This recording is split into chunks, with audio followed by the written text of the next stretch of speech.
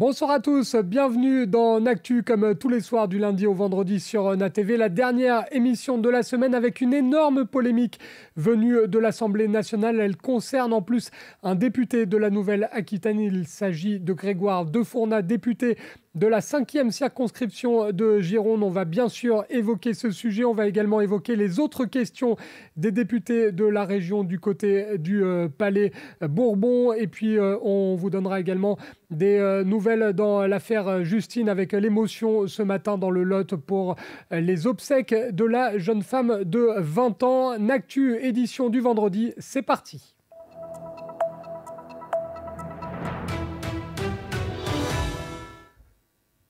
Je vous le disais avant de s'intéresser à l'actualité politique qui est nombreuse en ce vendredi et à la polémique des propos racistes tenus par le député Grégoire de Fournat, direction le Lot. L'émotion était au rendez-vous ce matin du côté de Thoriac pour les obsèques de Justine Vérac, la jeune femme de 20 ans tuée, on le rappelle, dans la nuit du 22 au 23 octobre après une soirée dans la boîte de nuit de Brive. La cérémonie était fermée au public, elle a débuté à 10h ce matin. Par ailleurs, sachez qu'une marche blanche en hommage à Justine sera organisée dimanche à 14h du côté de Saint-Céré, une cérémonie organisée par les amis de la jeune femme.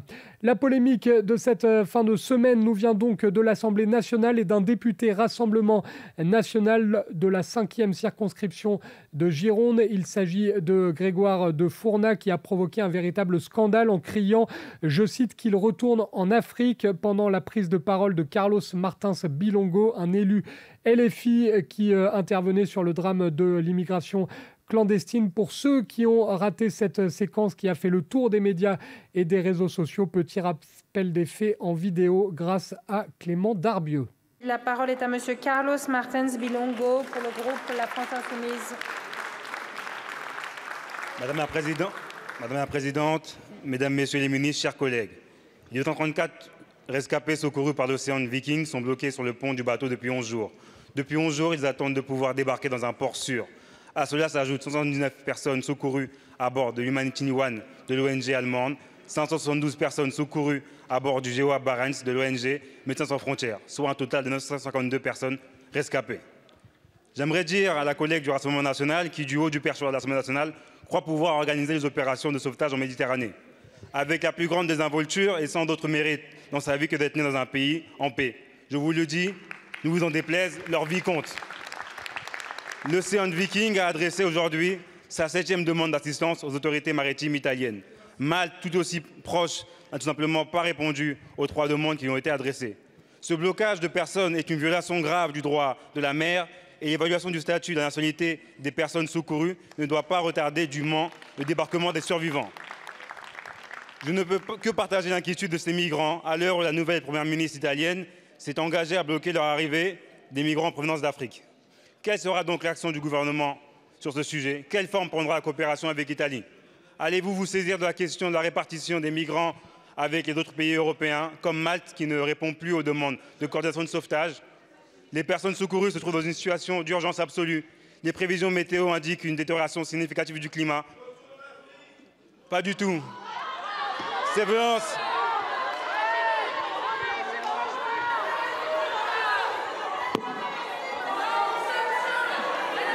Quel est le député qui vient de prononcer cette phrase?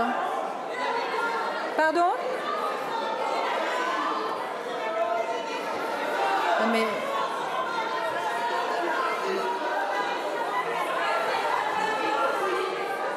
Non mais c'est pas possible. Non mais... Attendez mes chers collègues, non mais qui... Voilà.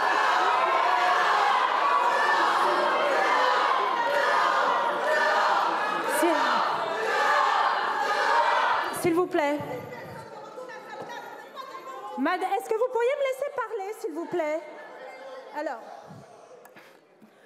Je vous propose, compte tenu de l'événement grave qui vient de se dérouler, d'une part, de renvoyer cette question au prochain bureau qui a lieu mercredi prochain, donc ce mercredi, et qui est, à mon sens, à même de pouvoir déterminer si les faits qui ont été commis à l'instant sont passibles d'une sanction et de quelles sanctions ils sont passibles. Donc je vous propose de mettre cela à l'ordre du jour de notre prochain bureau.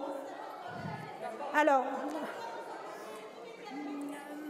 Ma chère collègue, le bureau, alors,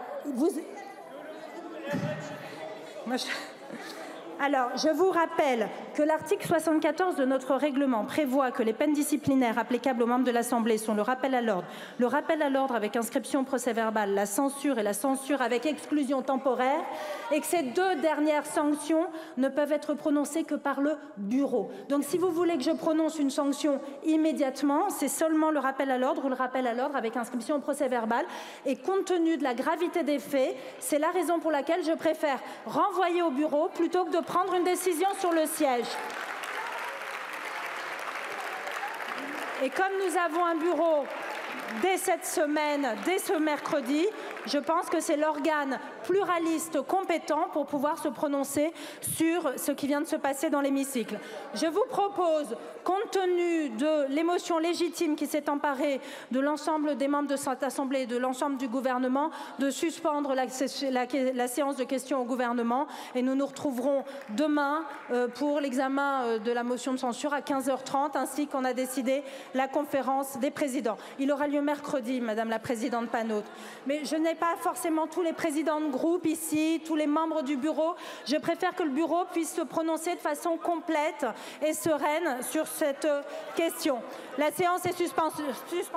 Grégoire de Fournat, le député de la Gironde, qui conteste les accusations de racisme à l'encontre de Carlos Martins Bilongo.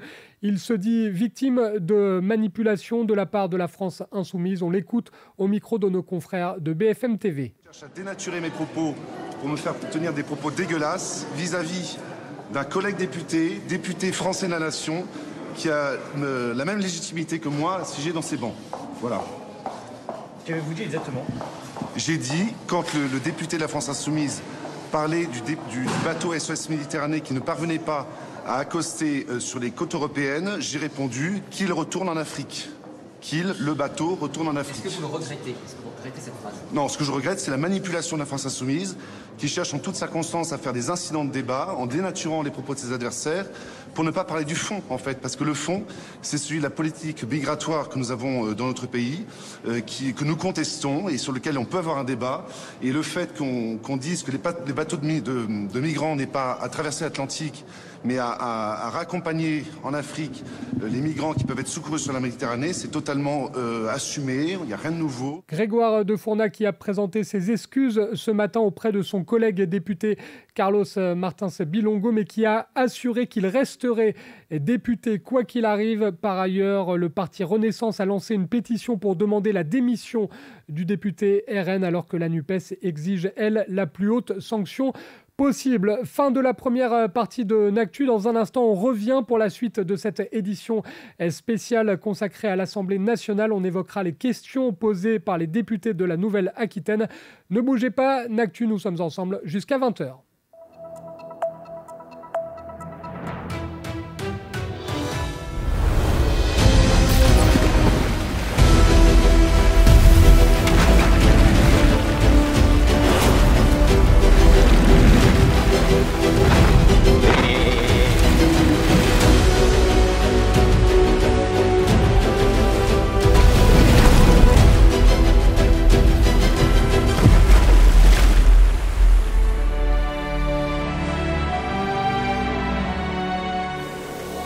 J'ai gagné l'édition 2018 en classe 40 après avoir gagné la Solitaire du Figaro en 2016. Et ça fait partie des grosses pierres qui ont construit ma carrière. La Route du Rhum, c'était un rêve, hein. C'est la course qu'on suit tous depuis gamin. Il y a un historique de dingue. C'est l'engagement du début qui est hyper fort, hyper intense. Et sur les 5-6 premiers jours, il faut vraiment se donner à fond. C'est la plus grosse des catégories, près de la moitié de la flotte, avec des bateaux assez sensationnels. Donc c'est pas, on est loin de la croisière là quand même. Ça nous promet un beau match.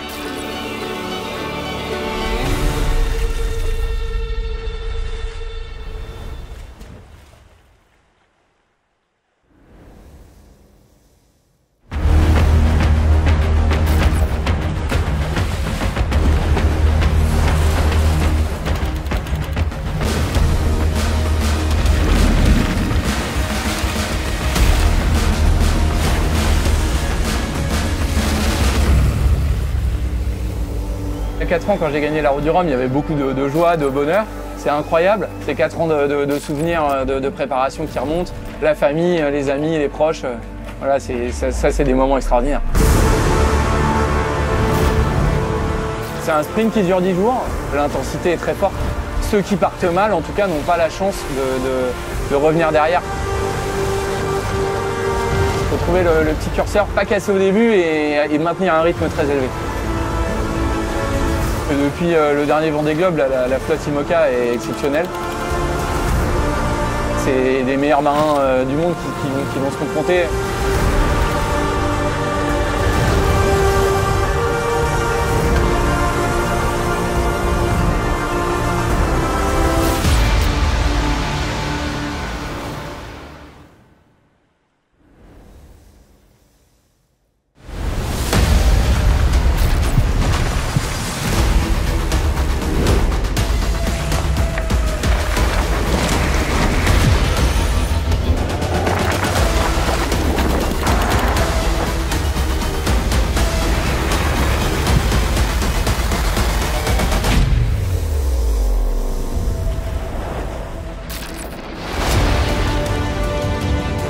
Le Rhum, c'est un peu une drogue en fait.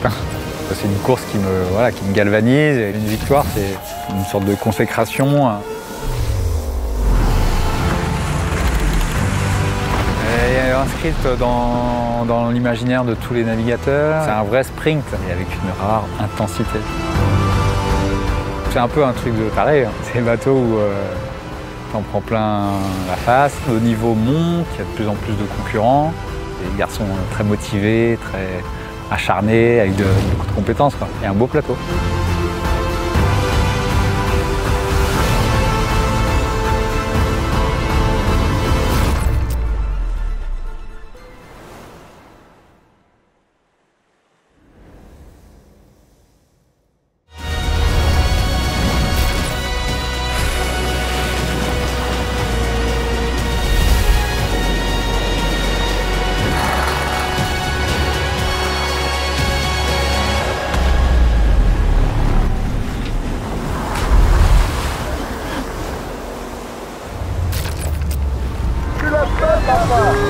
C'est un souvenir incroyable, pas du fait que j'ai été premier, du fait de cette lutte mano à mano avec François.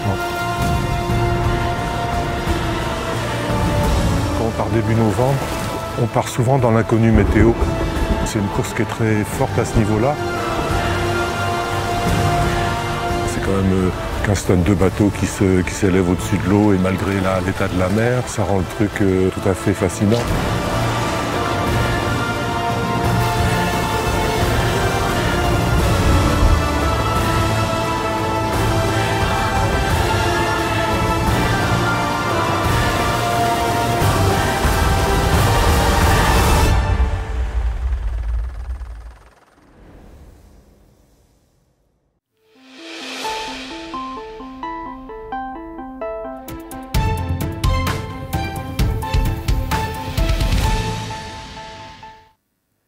De retour dans Actu comme tous les soirs sur NATV de 19h à 20h pour évoquer l'actualité de la Nouvelle-Aquitaine. Actualité encore une fois très politique ce vendredi avec, vous l'avez vécu dans la première partie de l'émission, la polémique concernant Grégoire de Fournat, le député de la 5e circonscription de Gironde qui a tenu des propos racistes hier à l'Assemblée nationale puisque vous le savez, mardi il n'y a pas eu les questions au gouvernement puisque c'était un jour férié, ça a été reporté à hier hier et il y a eu cette polémique dont tout le monde parle aujourd'hui. Il n'y avait pas que cette polémique à l'Assemblée nationale hier. Il y avait bien évidemment les traditionnelles questions au gouvernement et notamment beaucoup de questions concernant la situation suite aux manifestations anti-bassines du côté de Sainte-Soline dans les Deux-Sèvres en Nouvelle-Aquitaine.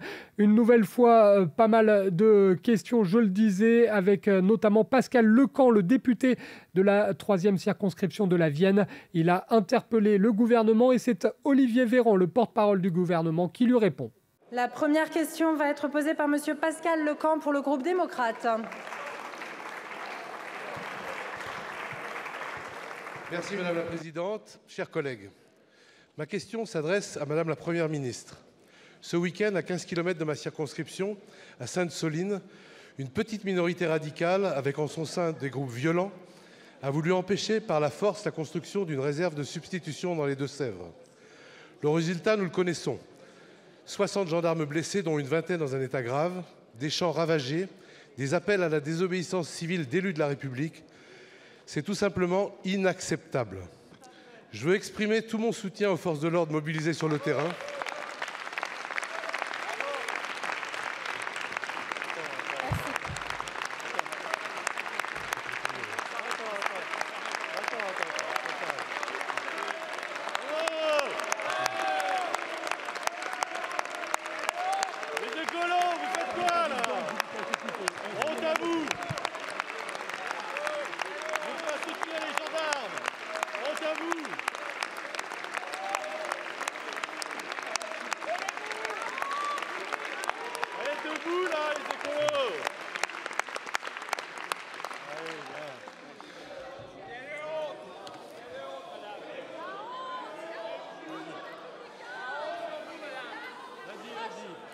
Je veux exprimer tout mon soutien aux forces de l'ordre mobilisées sur le terrain, mais surtout aux agriculteurs. Ils se sentent assiégés, diabolisés, ont peur pour leur outil de travail dans lesquels ils ont investi et sur lesquels repose la viabilité de leurs fermes. Ainsi qu'aux habitants des alentours qui ne comprennent absolument pas ce déferlement de violence. Mais qui veut la guerre de l'eau? Dans la Vienne, ce soir, nous allons signer un protocole de l'eau, le protocole du bassin du Clin, que vous connaissez bien, Madame la Première ministre. Fruit de 3 ans de concertation, de 10 ans de réflexion, avec de larges soutiens des acteurs de l'eau. Une démarche certes complexe, mais exemplaire en faveur de l'autonomie alimentaire et du traitement de l'urgence écologique. L'eau et l'alimentation sont les enjeux du siècle. Nous avons donc l'immense responsabilité de construire ensemble le consensus de l'eau, celui qui protège la ressource, la biodiversité dans nos sols et nos rivières, mais qui apporte aussi des solutions pragmatiques à son partage, dans le contexte de sécheresse que nous connaissons. Madame la Première ministre, je le rappelle, il n'y a pas de vie sans eau, pas d'agriculture sans eau, pas de biodiversité préservée sans eau, pas de pêche sans eau, la liste est infinie. Ma question est simple. Que comptez-vous faire pour empêcher qu'un petit nombre, qui a fait la preuve de sa violence et de son mépris des règles démocratiques, remette en cause la mise en œuvre des solutions concrètes pour une alimentation de qualité? Merci beaucoup. La parole est à monsieur Olivier Véran, porte-parole du gouvernement. Merci Madame la Présidente. Mesdames et Messieurs les députés, Monsieur le député, merci pour votre question. À la base, de quoi s'agit-il? D'une coopérative qui regroupe 300 agriculteurs qui décident de transformer leur façon de faire pour épargner jusqu'à 70% de l'eau qui est utile pour faire du polyélevage agricole, c'est-à-dire pour nourrir les humains du territoire. Ces agriculteurs décident qu'une bonne idée serait de récupérer l'excédent des eaux de pluie déversées en hiver dans les nappes phréatiques et de pouvoir construire des bassines, c'est-à-dire creuser des grands trous dans le sol pour y stocker l'eau pendant l'hiver de surplus, pour pouvoir y recourir l'été et ainsi éviter de puiser dans le fond des rivières. À la base, il y a un avis des comités scientifiques qui disent que c'est un projet vertueux et nécessaire. Au départ, il y a également un quasi-consensus de toutes les autorités politiques locales consultées ainsi que des associations de préservation de la nature. À la base, c'est donc un projet né du territoire, de la part d'agriculteurs, soutenu localement et soutenu par le gouvernement, ce qui n'en fait pas un projet gouvernemental, mais que le gouvernement, vous aurez compris les raisons, soutient. Et que se passe-t-il au moment de la réalisation de ce projet? Une manifestation est annoncée. Elle est interdite considérant que les conditions de sécurité ne sont pas réunies sur place. Malgré cela, des milliers de personnes décident de se réunir. Parmi elles, des parlementaires portant écharpe, dans une manifestation interdite.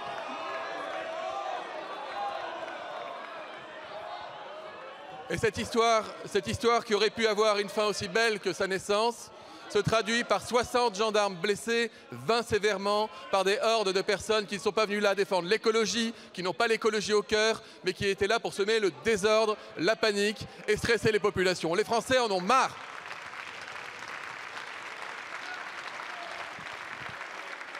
Monsieur le député, soyez sûr que l'ordre républicain passera, que les projets vertueux qui transforment nos modèles écologiques passeront. Nous en avons besoin. C'est ça, faire de la bonne politique. Le reste, nous le laissons à ceux qui bafouent la loi. Toujours concernant la situation à Sainte-Soline dans les Deux-Sèvres, c'est cette fois le très concerné député de ce département, Bastien Marchive, qui est monté au perchoir. Là encore, c'est le porte-parole du gouvernement, Olivier Véran, qui lui a répondu. On écoute cet échange. La parole est à monsieur Bastien Marchive pour le groupe Renaissance.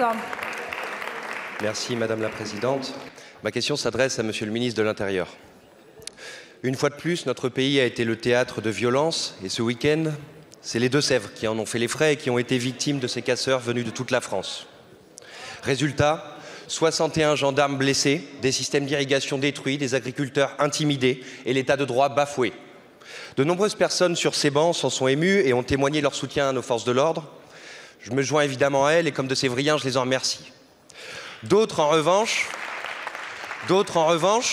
toujours les mêmes, ont essayé de nous expliquer que l'État cherchait l'affrontement, ont essayé de cautionner le vandalisme et les agressions et allant même parfois jusqu'à participer à ces manifestations.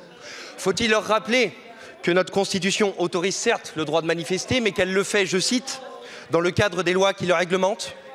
Faut-il leur rappeler aussi qu'à ce titre, et au vu des risques de troubles à l'ordre public qui pouvaient se présenter, cette manifestation avait été légalement interdite par la préfecture et qu'une décision de justice l'a confirmé? Mes chers collègues, imaginez un seul instant que les forces de l'ordre n'aient pas été là. Face à cette minorité violente qui cherche à imposer sa loi à la République, et l'État a tenu son rang. Ce n'est pas avec des cagoules et des cocktails Molotov que la cause environnementale doit être défendue. Nous sommes tous soucieux de la bonne gestion de l'eau. Chacun a le droit de s'exprimer, c'est la démocratie.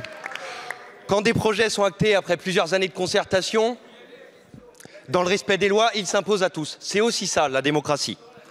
Et quand une minorité de casseurs est là, parmi des manifestants, pour vandaliser, intimider et agresser, et qui sont défendus par des élus de la République, ce n'est plus la démocratie. Et parce que malheureusement, ce qui s'est passé en Deux-Sèvres n'est pas un cas isolé, et que le risque de ZAD est avéré, je vous demande, Monsieur le Ministre, quelles mesures sont envisagées pour que l'état de droit soit rétabli et que les Deux-Sévriens retrouvent leur tranquillité. Je vous remercie. Merci beaucoup, mon cher collègue. La parole est à monsieur Olivier Véran, porte-parole du gouvernement. Madame la Présidente, Mesdames et Messieurs les députés, Monsieur le député Bastien Marchive, merci pour votre question. J'ai répondu tout à l'heure à votre collègue sur le fond de ce projet, pourquoi le gouvernement soutient ce projet agricole nécessaire pour le territoire, vertueux, efficace, pour épargner de l'eau, exactement à l'inverse de ce que celles et ceux qui cherchent à cornériser le gouvernement en toute occasion en employant des méthodes politiques assez douteuses voudrais démontrer. Vous me posez la question sur le maintien de l'état de droit, soyez-en assurés. 1700 gendarmes avaient d'ailleurs été déployés le premier jour, 1600 le lendemain. On l'a dit tout à l'heure, 60 d'entre eux ont été blessés, il faut se rendre compte quand même. On parle de gendarmes qui sont venus restaurer et maintenir l'ordre dans un champ face à une manifestation non déclarée. La violence a été telle que 60 d'entre eux sont rentrés blessés à la maison et 20 sévèrement. C'est pas neutre, on ne doit jamais s'habituer à cela. C'est totalement anormal, Les forces de sécurité intérieure ont pu empêcher la constitution d'une, ce qu'on appelle une zone à défendre, d'une ZAD, et le calme est plutôt, en règle générale, maintenant ce qui prône sur ce territoire. Donc on veillera évidemment à accompagner la construction de ces projets. Encore une fois, on n'est pas en train de parler d'un aéroport ou d'un grand centre de loisirs ou d'une usine. On parle encore une fois de creuser un grand trou dans la terre pour y stocker les surplus d'eau de pluie accumulés pendant l'hiver, pour éviter de la pluie dans les rivières pendant l'été. Enfin, on en est quand même là. On en est là. Vous pouvez hurler. Les associations environnementales ont signé pour ce projet. Les élus locaux et des parlementaires de votre bord politique ont signé pour ce projet, qui aujourd'hui sont absents sur ce devant. C'est bien dommage. Ils auraient peut-être pu répondre à ma place encore mieux que je vous le fais aujourd'hui. Dans la foulée de cette intervention de Bastien Marchive, le député des Deux-Sèvres, c'est son collègue Aurélien Pradier, député de la première circonscription du Lot, qui a pris le relais pour un nouvel échange avec le très sollicité Olivier Véran.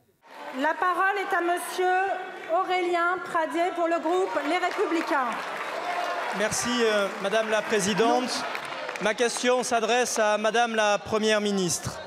17 octobre 2018, je cite, « En relation étroite avec le Président de la République, le gouvernement a pris sa décision. Nous abandonnons le projet d'aéroport de Notre-Dame-des-Landes. » Cette déclaration est celle du Premier ministre Édouard Philippe. Ce président de la République, c'est Emmanuel Macron. Ce jour-là, l'état de droit a abdiqué. Ce jour-là, Emmanuel Macron a dit aux hors-la-loi que leur violence était plus forte que les lois de la République. Ce jour-là, tous ceux qui refusent les règles de notre démocratie ont obtenu un permis de casser. Dans les Deux-Sèvres, 61 gendarmes blessés ont payé vos lâchetés politiques d'hier. Mesurez-vous toute la gravité de la situation. Mesurez-vous qu'il s'agit d'une guérilla organisée, ultra-violente, méthodique, politique contre nos institutions.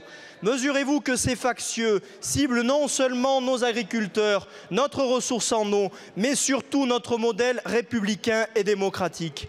Les élus de la nation qui osent mêler leurs écharpes tricolores à ces casseurs sont indignes de la fonction qu'ils assument au nom de la République. Non, tout n'est pas permis. Ces cagoulés ne représentent en rien le peuple parce que le peuple lui-même ne supporte plus que le politique recule sans cesse quand il s'agit de l'autorité de l'État. Faites enfin courageusement de l'accès à l'eau pour notre agriculture une priorité nationale. Laissez ces héros de pacotille de côté. Madame la Première ministre, Notre-Dame-des-Landes était une reddition démocratique et politique. Vous avez alors ouvert la porte au pire et désormais vous ne contrôlez presque plus rien. Quand rétablirez-vous enfin des limites infranchissables pour nos agriculteurs, notre démocratie et notre République? Merci beaucoup, Monsieur le ministre délégué chargé du renouveau démocratique, porte-parole du gouvernement, Monsieur Véran. Merci Madame la Présidente, Mesdames et Messieurs les députés, Monsieur le député Pradié, j'ai envie de vous dire, en la matière, je crois que nous sommes dans le même camp. Le camp de la République, des principes républicains, du maintien de l'état de droit. Ne cherchez pas à diviser quand nous cherchons à rassembler, parce que nous avons, et je crois avoir vu sur quasiment tous les bancs de l'Assemblée, les parlementaires se lever pour saluer l'action remarquable des forces de l'ordre face aux velléités de semer le chaos et le désordre à Sainte-Soline. Monsieur le député, Notre-Dame-des-Landes, ce n'est pas la reddition, ce n'est pas l'abandon. Monsieur le député, vous y viendrez un jour, vous y viendrez vous-même un jour, je vous en prends le pari. Notre-Dame-des-Landes, c'est la prise de conscience que la crise climatique impose des transformations systémiques, avec des réactions en profondeur, que les demi-mesures et les faire comme s'il n'y avait pas de problème environnemental, ce n'est plus acceptable dans notre pays. C'est l'abandon de grands projets qui avaient un impact climatique qui était néfaste pour la planète. Et c'est notre capacité à nous réinterroger et à accompagner le changement de modèle, monsieur le député. Ce changement de modèle et ces transformations systémiques que nous portons à travers ce projet de budget, par exemple, en portant le plus grand plan de rénovation thermique des bâtiments. Nous avons aussi transformé de façon systémique le modèle agricole français pour le bio, pour les circuits courts. Nous continuerons d'avancer, monsieur le député. Vous verrez, un jour, vous aussi, vous serez convaincus comme nous. Dernière intervention d'un député concernant l'actualité à Sainte-Soline dans les Deux-Sèvres et les manifestations anti-bassines. C'est cette fois Kevin Mauvieux, député de la 3e circonscription de l'Eure, qui a pris la parole. La parole est à monsieur Kevin Mauvieux pour le groupe Rassemblement national. Merci Madame la Présidente, Mesdames et Messieurs les ministres, mes chers collègues. Cette question s'adresse à Madame la Première ministre. Chez certains, le courage est inné. Chez d'autres, il est furtif. Lorsque nous avons travaillé sur la loi de finances au début du mois d'octobre, nous avions validé la mise en place d'une sanction fiscale envers les associations et leurs activistes qui utilisent la désobéissance civile et surtout la violence pour affirmer leurs idéologies, notamment envers les agriculteurs. Député de l'Eure, territoire rural et très agricole, je me félicitais alors de cette avancée qui rassurait le milieu agricole. Si nous avions réussi à imposer cette sanction, c'était grâce à vous, à la majorité relative, qui, contre l'extrême gauche, avait fait preuve d'un courage politique en validant cette mesure. Avouons-le, vous avez eu le courage d'envoyer un signal de fermeté à ce moment-là. Mais voilà, le 17 octobre, lors de l'examen en séance publique de cette mesure travaillée ensemble, nous avons assisté à la renaissance, oui, de la lâcheté politique. La majorité décidait alors de reculer sur sa position d'origine et de s'allier avec l'extrême gauche NUPES pour maintenir un laxisme irresponsable envers les associations et activistes violents et anarchistes. La résultante de tout cela ne s'est pas fait attendre. Ce week-end, même pas 2 semaines après votre feu vert implicite de votre majorité à ce type d'action, les associations et activistes violents sont repassés à l'attaque à Sainte-Soline, s'attaquant aux exploitations agricoles et aux forces de l'ordre. Et quand nous voyons comment ces activistes se retournent contre leur propre community manager, l'enseigne NUPES, nous pouvons penser que votre calcul ne vous servira pas, car ils ne vous le rendront pas. Alors la question est simple, Madame la Première ministre, quand votre gouvernement aura-t-il le courage d'agir avec fermeté contre les associations et activistes faisant preuve de violence? Je vous remercie. La parole est à Monsieur Olivier Véran, ministre en charge du renouveau démocratique, porte-parole du gouvernement. Monsieur le député, tout le monde ici considère les agriculteurs comme des serviteurs de la nature, des amoureux des animaux qui ne comptent pas leurs heures et qui sont au service d'une agriculture française qui rend chacun fier, quel que soit le territoire dont il est élu. Il n'y a aucune ambiguïté là-dessus. Sans eux d'ailleurs, sans leur intervention, la souveraineté alimentaire ne serait qu'une vague idée au lieu d'être pleinement opérationnelle pour l'ensemble des Français. Et évidemment, chacun d'entre nous est choqué par les discours caricaturaux qui voudraient faire passer les agriculteurs pour je ne sais quel assassin ou martyrisant les bêtes. Alors qui, mieux que les agriculteurs, connaissent les animaux, les aiment, les chérissent et en prennent soin? Il y a eu des évolutions dans le droit qui ont été importantes et que nous revendiquons, que cette majorité revendique, notamment dans la loi Egalim, puisque le broyage des poussins était une technique qui était considérée comme dégradante. Elle a été désormais interdite, de même que la castration à vif des porcelets. Et l'action de la majorité présidentielle, elle est déterminée en faveur du bien-être animal. Le rôle des associations peut être le bienvenu d'ailleurs pour dénoncer. C'est d'ailleurs la différence qu'il faut faire entre militantisme, activisme et la violence. Et moi, je ne laisserai pas dire que tous les militants et tous les activistes sont forcément violents. Et ils peuvent avoir une utilité, ils l'ont eu dans l'histoire de notre pays, quelle que soit la cause qu'ils servent, et il ne faut pas les déshonorer comme vous le faites dans votre question. Il ne faut pas faire de parallèle avec les agressions et les dégradations et les violences dont on a été les témoins le week-end dernier à Sainte-Soline. Mais que dit le droit français, monsieur le député? Le droit français, en fait, il a moins d'1 an, à peu près 1 an, et il dit déjà qu'une association qui a été condamnée par la justice, elle ne peut plus bénéficier de déduction fiscale. Ça veut dire que le droit, il dit déjà ce que vous voulez. En revanche, l'amendement auquel vous faites allusion, il entraînait quoi? Il entraînait le fait que la DGFiP, donc les impôts, devaient se voir conférer un rôle de police pour aller contrôler directement sur place si une association était digne ou non de bénéficier d'une déduction fiscale. C'était excessif, c'était contraire au droit, et donc désormais la loi française va pouvoir s'appliquer. Des premières condamnations viendront bientôt et les exactions menées de manière outrancière par certaines associations à l'encontre de nos agriculteurs seront punies et cesseront. Merci beaucoup, Monsieur le ministre. La parole, je crois que vous avez 3 secondes. 3 secondes pour dire qu'effectivement le courage est furtif. Autre députée de la région Nouvelle-Aquitaine à prendre la parole, la très active Manon Meunier, députée de la 3e circonscription de la Haute-Vienne. Manon Meunier qui a souhaité aborder le thème de la gestion de l'eau. Et là encore, c'est le porte-parole du gouvernement, Olivier Véran, qui s'y colle. La parole est à Madame Manon Meunier pour le groupe LFI.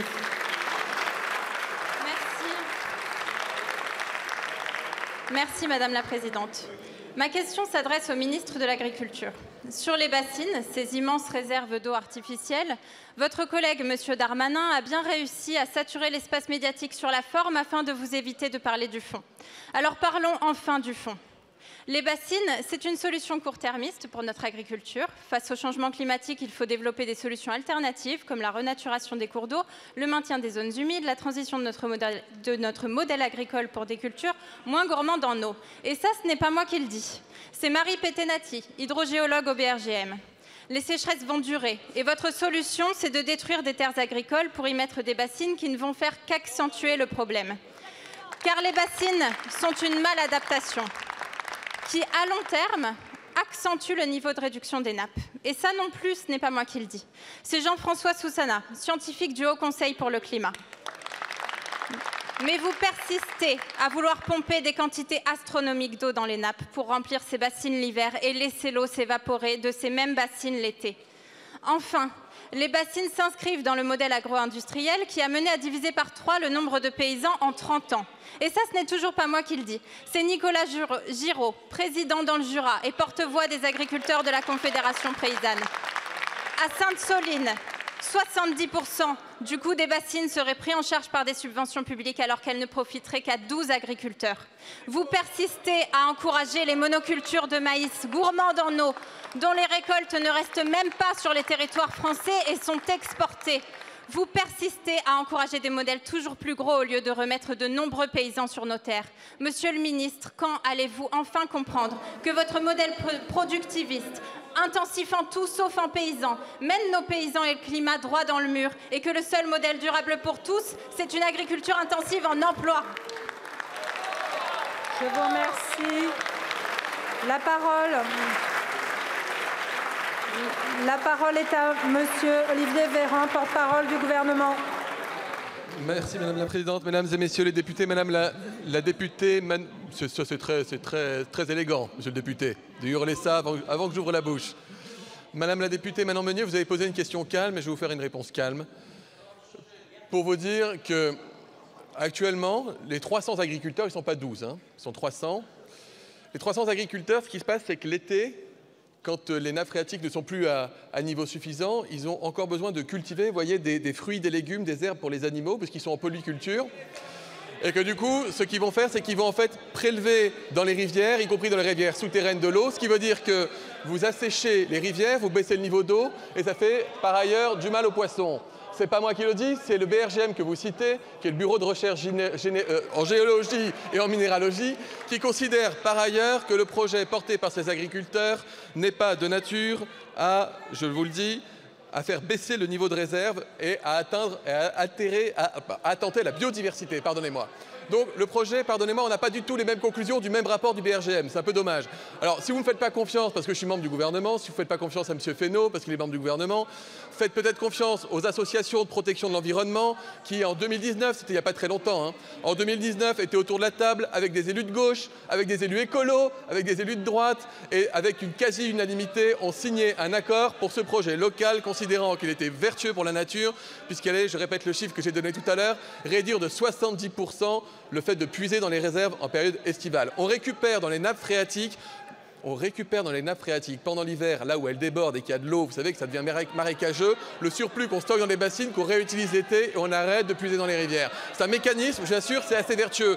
Vous avez le droit de vouloir tout contester, c'est votre politique, mais regardez la science, si vous ne faites pas confiance, écoutez les associations de protection de la nature, elles sont d'accord avec nous, Madame la députée. Merci beaucoup, Monsieur le ministre. Et je crois que l'ensemble de l'Assemblée apprécierait que quand le ministre vous répond, que vous l'écoutiez. En tout cas, nous aimerions bien l'écouter. Après la situation à Sainte-Soline et la gestion de l'eau, c'est un tout autre sujet qui a été abordé par une députée de la région Nouvelle-Aquitaine, en l'occurrence Edwige Diaz. La députée de la 11e circonscription de la Gironde a interpellé Olivier Véran sur la question de l'immigration et de l'insécurité en France. La parole est à Madame Edwige Diaz pour le Rassemblement national. Merci Madame la Présidente. Mesdames et Messieurs les ministres, chers collègues, ma question s'adresse au garde des Sceaux, ministre de la Justice, mais en raison de son absence, je vais l'adresser à Madame la Première ministre. Madame la Première ministre, les chiffres en matière d'insécurité révèlent une surreprésentation d'étrangers parmi les délinquants. À Bordeaux, selon la préfecture de Gironde, 40% des mineurs mis en cause en 2020 pour des faits de délinquance étaient des migrants. À Montpellier, selon le préfet de l'Hérault, 48% des gardés à vue en juillet 2022 étaient étrangers. À Lyon et à Marseille, selon votre collègue M. Darmanin, respectivement 39% et 60% des actes de délinquance sont le fait d'étrangers. À Paris, selon Laurent Nunez, préfet de police, ce chiffre atteint 48%, mais monte jusqu'à 70% pour les vols avec violence et 75% pour les vols simples et même 63% pour les agressions sexuelles. Et pour terminer la série, le 30 juin dernier, le ministère de la Justice indiquait que plus de 25% des détenus étaient étrangers. Ma question est simple, que vous inspirent ces chiffres ? Je vous remercie. La parole est à monsieur Olivier Véran, porte-parole du gouvernement. Oui, madame la députée Diaz, je vous réponds au nom du gouvernement en l'absence du ministre Éric Dupond-Moretti. Madame la députée, d'abord, je ne sais pas le sens de votre question, mais je n'imagine pas une seconde que vous voudriez laisser à penser que l'impunité serait une règle dans notre pays. Il n'y a pas d'impunité pour les voyous dans notre pays. Et parce que nous combattons l'impunité, figurez-vous, oui, madame Le Pen, je vous vois sourire. Vous savez, parce que nous combattons l'impunité, nous renforçons les moyens de la justice. Vous voyez, ça fait 3 ans que ce Parlement vote une augmentation sans précédent des crédits de la justice, encore 8% cette année. Et vous savez quoi? Vous avez voté contre. Tous, vous avez voté contre l'augmentation des moyens de la justice. Pendant la campagne, vous nous disiez que si vous étiez président de la République, on atteindrait les 9000 magistrats. On les avait déjà dépassés. Et dans ce quinquennat, nous allons rajouter 8000 supplémentaires, ainsi que des greffiers de justice et des huissiers de justice. C'est la politique de M. Dupond-Moretti que vous combattez, mais au moment de voter les hausses de crédit, encore une fois, vous votez contre. Ce que nous avons fait depuis 2017, madame la députée Diaz, nous avons passé une circulaire fin septembre en direction des parquets pour une politique pénale extrêmement ferme.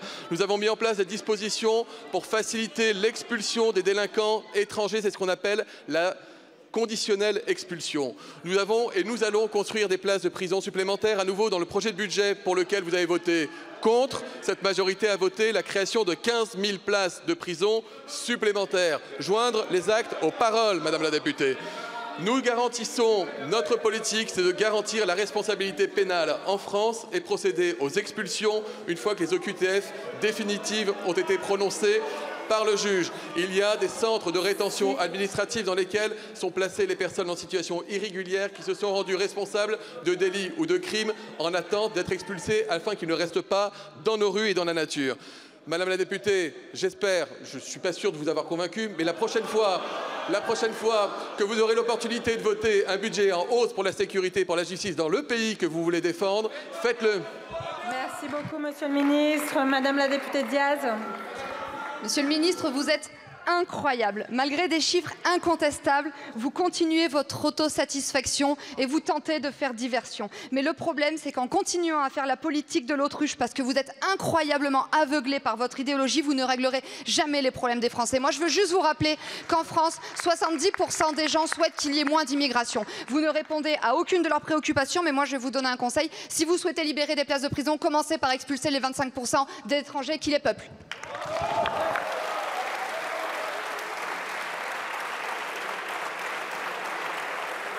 Je vous remercie. Enfin, la dernière intervention d'une députée de la région Nouvelle-Aquitaine lors des traditionnelles questions au gouvernement à l'Assemblée nationale est signée Catherine Couturier. La députée de la Creuse a souhaité aborder le thème du budget des collectivités territoriales. Elle s'est donc adressée à la ministre en charge des collectivités territoriales, Caroline Cayeux. Madame Catherine Couturier pour la France Insoumise.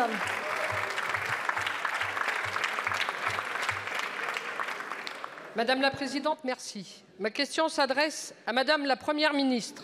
Cela fait des années que les gouvernements successifs, dont le vôtre, cassent le service public à coups de désengagement de l'État et de privatisation, à tel point que les citoyens se sentent abandonnés par la République.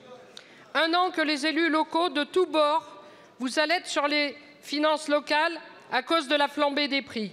Vous refusez la revalorisation de la DGF à hauteur de l'inflation et vous supprimez la CVAE. Après un premier report du débat, puis un coup de vapoteuse, vous enfumez les esprits avec des annonces au rabais. Vous méprisez les élus locaux par un 4e 49.3. Si le travail de cet hémicycle ne vous intéresse pas, lisez au moins la Gazette des communes. Ces maires contraints de supprimer soit le fromage, soit le dessert. À quand la suppression du plat de résistance? Vous voulez laisser les enfants étudier le ventre vide? Les agents sont poussés à plus de télétravail pour économiser sur le chauffage. Mais qui va payer le chauffage au domicile? Vous préconisez de baisser la température des piscines. Vous arrivez trop tard, les piscines ferment déjà. Des élus envisagent de fermer leurs salles polyvalentes. Après avoir coupé les moyens au secteur associatif, vous laissez mourir les municipalités. Vous avez donc déjà oublié la crise de 2020 et le besoin de lien social. Vous isolez les citoyens. Après avoir supprimé le tarif réglementé, libéraliser le marché de l'énergie et supprimer la taxe d'habitation, vous saviez très bien que votre budget ne passerait pas auprès des élus, ni ici. C'est pourquoi vous avez dégainé le 49.3.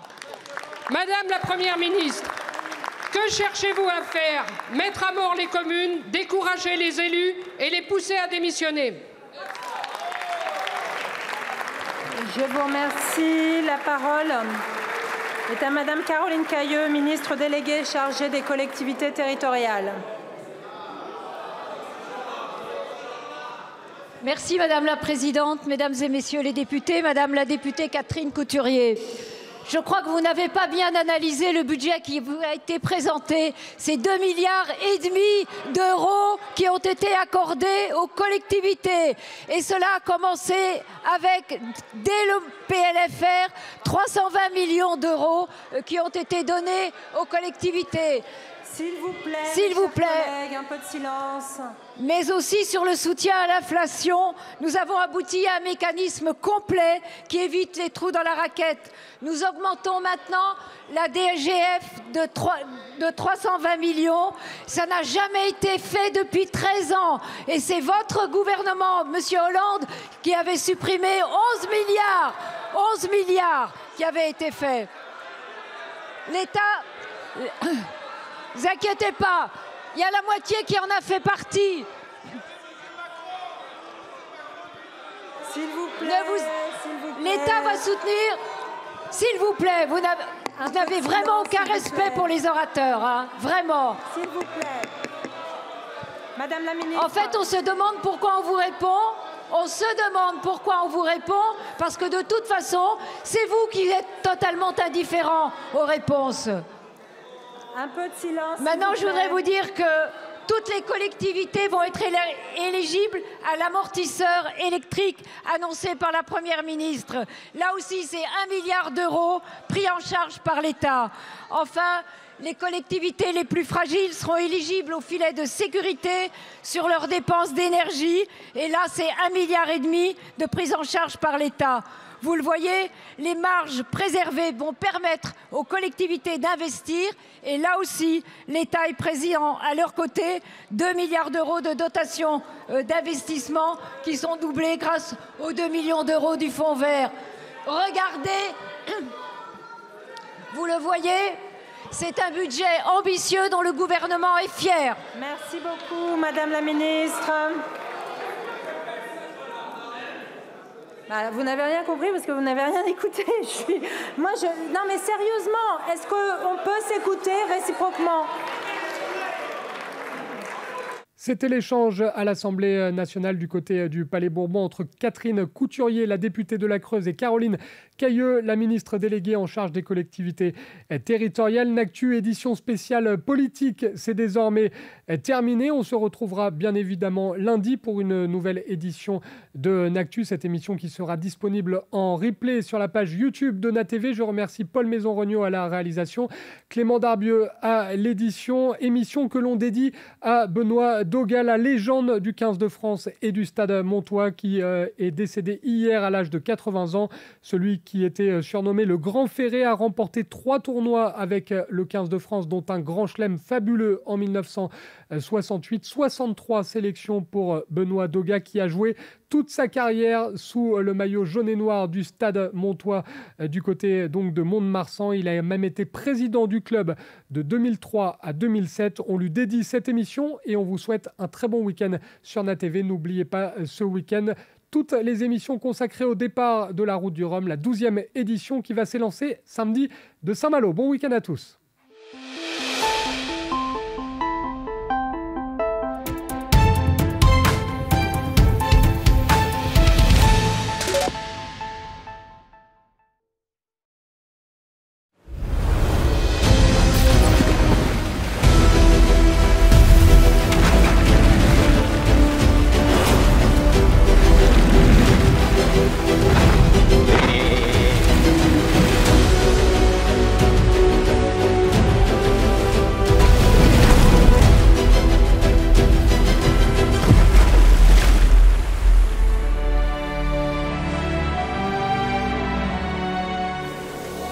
J'ai gagné la l'édition 2018 en classe 40 après avoir gagné la Solitaire du Figaro en 2016. Et ça fait partie des grosses pierres qui ont construit ma carrière. La Route du Rhum, c'était un rêve, hein. C'est la course qu'on suit tous depuis gamin. Il y a un historique de dingue. C'est l'engagement du début qui est hyper fort, hyper intense. Et sur les 5-6 premiers jours, il faut vraiment se donner à fond. C'est la plus grosse des catégories, près de la moitié de la flotte, avec des bateaux assez sensationnels. Donc c'est pas, on est loin de la croisière là quand même. Ça nous promet un beau match.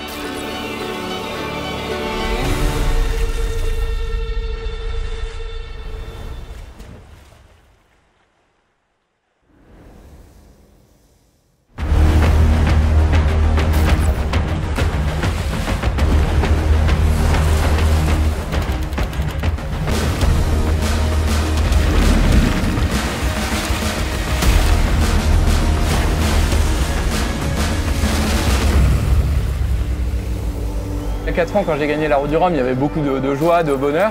C'est incroyable. C'est 4 ans de souvenirs, de préparation qui remontent. La famille, les amis, les proches. Voilà, ça c'est des moments extraordinaires. C'est un sprint qui dure 10 jours. L'intensité est très forte. Ceux qui partent mal, en tout cas, n'ont pas la chance de revenir derrière. Il faut trouver le petit curseur, pas casser au début et maintenir un rythme très élevé. Depuis le dernier Vendée Globe, la flotte IMOCA est exceptionnelle. C'est des meilleurs marins du monde qui vont se confronter.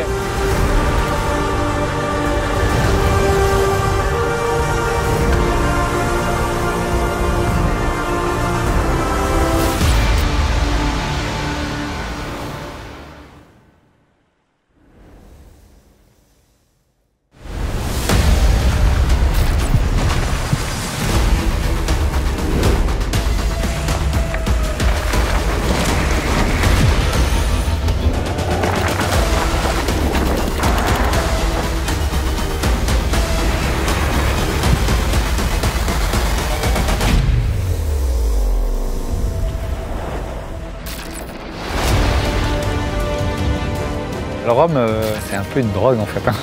C'est une course qui me galvanise. Et une victoire, c'est une sorte de consécration. Elle est inscrite dans l'imaginaire de tous les navigateurs. C'est un vrai sprint et avec une rare intensité. C'est un peu un truc de taré. C'est un bateau où t'en prends plein la face. Le niveau monte, il y a de plus en plus de concurrents. Des garçons très motivés, très acharnés, avec beaucoup de compétences, quoi. Et un beau plateau.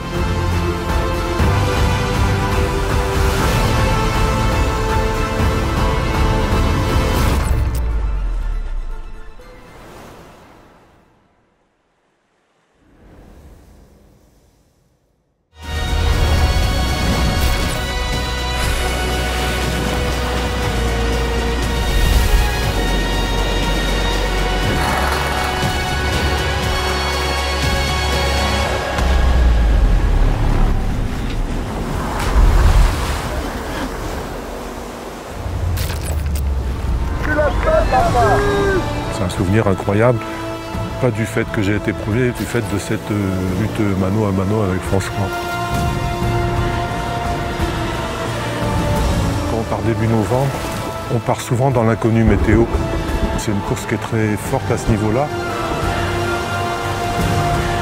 C'est quand même 15 tonnes de bateaux qui s'élèvent au-dessus de l'eau et malgré l'état de la mer, ça rend le truc tout à fait fascinant.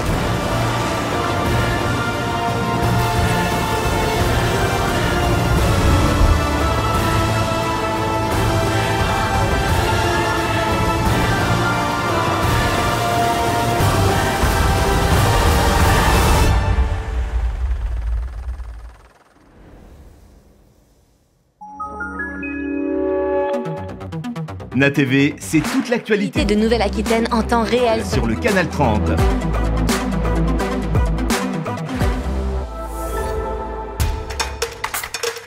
Le Nasport Live, ce sont les plus grands clubs de Nouvelle-Aquitaine. Okeanos sur NATV, l'émission consacrée à l'actualité du nautisme. C'est l'actualité de Nouvelle-Aquitaine vue autrement sur NATV. Namas TV, l'émission idéale pour rester zen en Nouvelle-Aquitaine. NATV, la Nouvelle-Aquitaine autrement.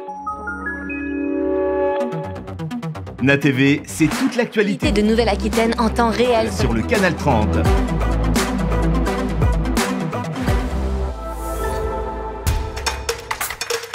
Le Nasport Live, ce sont les plus grands clubs de Nouvelle-Aquitaine. Okeanos sur NATV, l'émission consacrée à l'actualité du nautisme. C'est l'actualité de Nouvelle-Aquitaine vue autrement sur NATV. Namas TV, l'émission idéale pour rester zen en Nouvelle-Aquitaine. NATV, la Nouvelle-Aquitaine autrement. NATV, c'est toute l'actualité de Nouvelle-Aquitaine en temps réel sur le canal 30.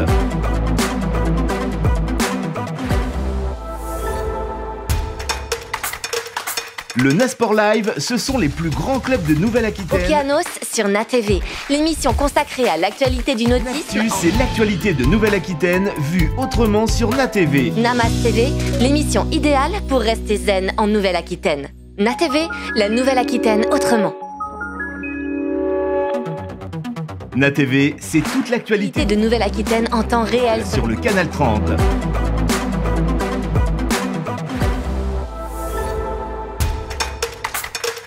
Le Nasport Live, ce sont les plus grands clubs de Nouvelle-Aquitaine. Okeanos sur NATV, l'émission consacrée à l'actualité du nautisme. C'est l'actualité de Nouvelle-Aquitaine vue autrement sur NATV. Namas TV, l'émission idéale pour rester zen en Nouvelle-Aquitaine. NATV, la Nouvelle-Aquitaine autrement.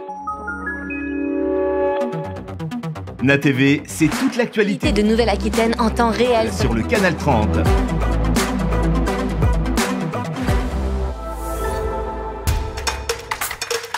Le Nasport Live, ce sont les plus grands clubs de Nouvelle-Aquitaine. Okeanos sur NATV, l'émission consacrée à l'actualité du nautisme. C'est l'actualité de Nouvelle-Aquitaine vue autrement sur NATV. Namas TV, l'émission idéale pour rester zen en Nouvelle-Aquitaine. NATV, la Nouvelle-Aquitaine autrement.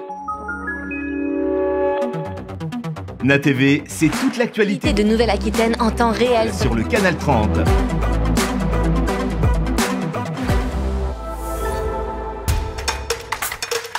Le Nasport Live, ce sont les plus grands clubs de Nouvelle-Aquitaine. Okeanos sur NATV, l'émission consacrée à l'actualité du nautisme. C'est l'actualité de Nouvelle-Aquitaine vue autrement sur NATV. Namas TV, l'émission idéale pour rester zen en Nouvelle-Aquitaine. NATV, la Nouvelle-Aquitaine autrement. NATV, c'est toute l'actualité de Nouvelle-Aquitaine en temps réel sur le canal 30.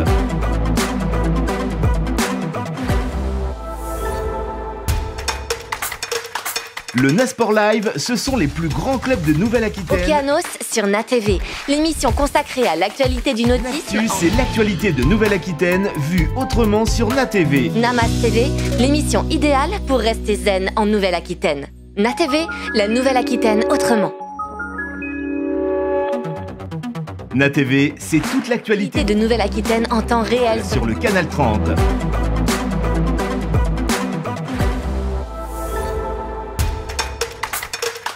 Le Nasport Live, ce sont les plus grands clubs de Nouvelle-Aquitaine. Okeanos sur NATV, l'émission consacrée à l'actualité du nautisme. C'est l'actualité de Nouvelle-Aquitaine vue autrement sur NATV. Namas TV, l'émission idéale pour rester zen en Nouvelle-Aquitaine. NATV, la Nouvelle-Aquitaine autrement. NATV, c'est toute l'actualité de Nouvelle-Aquitaine en temps réel sur le canal 30.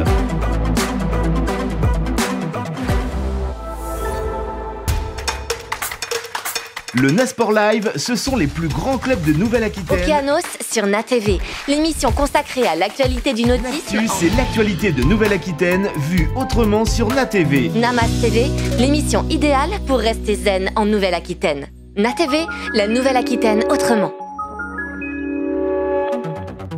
NATV, c'est toute l'actualité de Nouvelle-Aquitaine en temps réel sur le canal 30.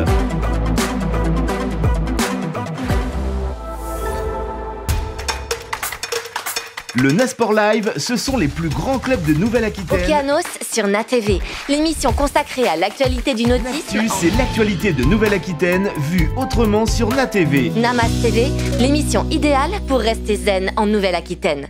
NATV, la Nouvelle-Aquitaine autrement.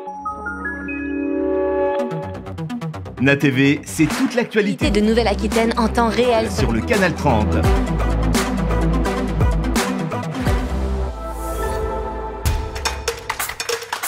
Le Nasport Live, ce sont les plus grands clubs de Nouvelle-Aquitaine. Okeanos sur NATV, l'émission consacrée à l'actualité du nautisme. C'est l'actualité de Nouvelle-Aquitaine vue autrement sur NATV. Namas TV, l'émission idéale pour rester zen en Nouvelle-Aquitaine. NATV, la Nouvelle-Aquitaine autrement. NATV, c'est toute l'actualité de Nouvelle-Aquitaine en temps réel sur le Canal 30.